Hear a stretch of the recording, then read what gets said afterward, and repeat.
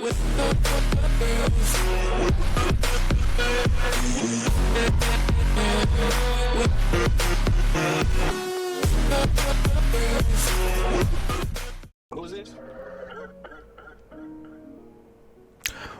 back to Sip the Tally Films. I'm your host, Coach Evans, and today on our countdown, we're looking at team number 24.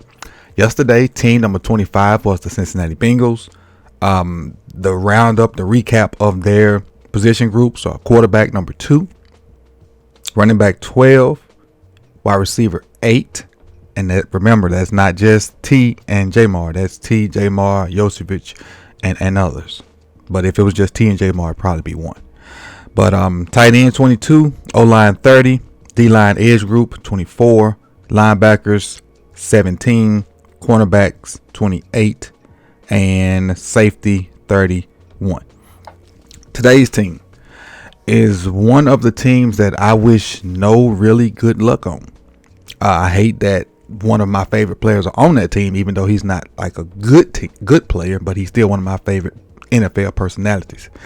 But the way they handled business and supposedly leaked information, and the way they went about what they did to a certain star a year ago that kind of showed up basically a spit in their face, everything that they got bad coming for them, I'm with it.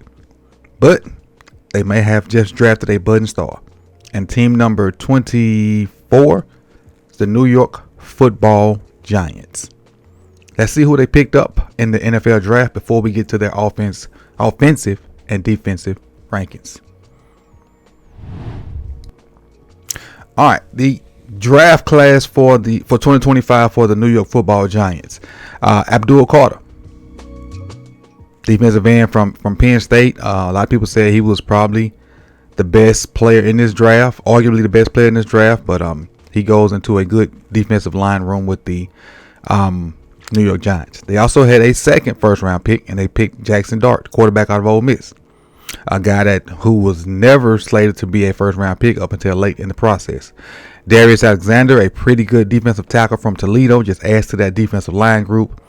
Cam Scatterboo, a tough, gritty running back from Arizona State, who had a great playoff run.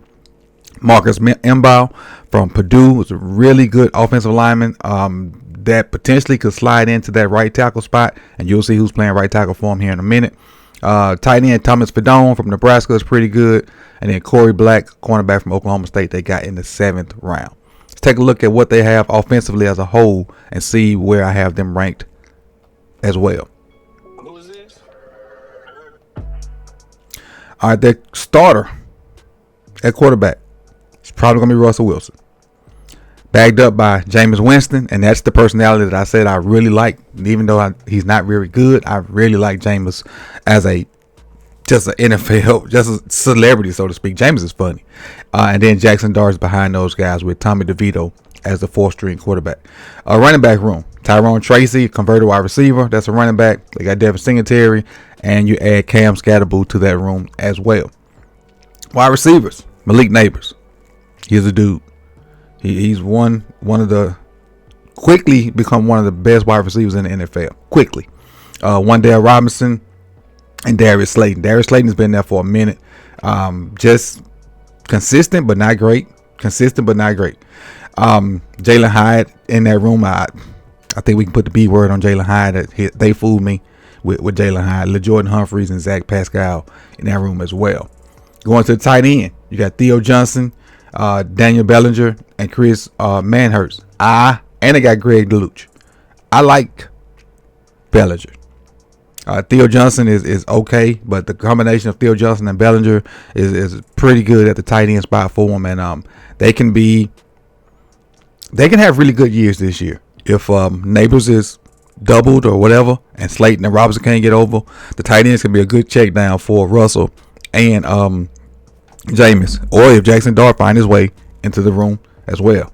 And their O-line, Thomas Runyon, Wiley vet, Michael Smith Jr., Evan Neal, who moving him to guard, they're trying to give him a chance to unlock his potential, but his potential hadn't been unlocked thus far.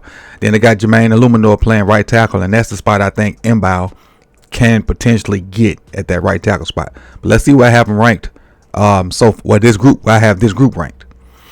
Quarterback 27, running back 28, wide receiver 24, tight end 17, offensive line 26. Let me know in the comment section if this is too high or too low for the New York Giants offense.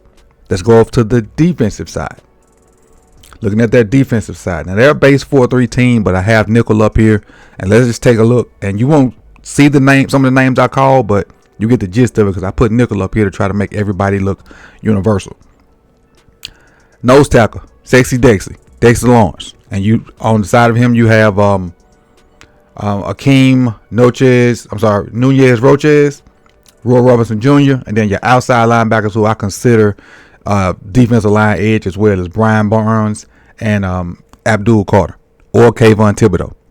I think it's going to be Kayvon Thibodeau to start with Carter rotating in, but still, those three guys are pretty good when you put them together. Carter being a rookie, Thibodeau hadn't really came into his own yet, but it's a solid player. And then we all know what Brian Burns has done in his career at Carolina and coming to New York, even though he's kind of fell off a little bit in New York. But Dexter Lawrence, have no clue, is the leader of that front group. Going to that linebacker group, you look at Bobby Okereke and Michael McFadden. Okereke is one of the better linebackers in the league right now. McFadden is improving, so that's a pretty formidable linebacker group as well. When you go down to corners, you look at Paulson Adebo, who was in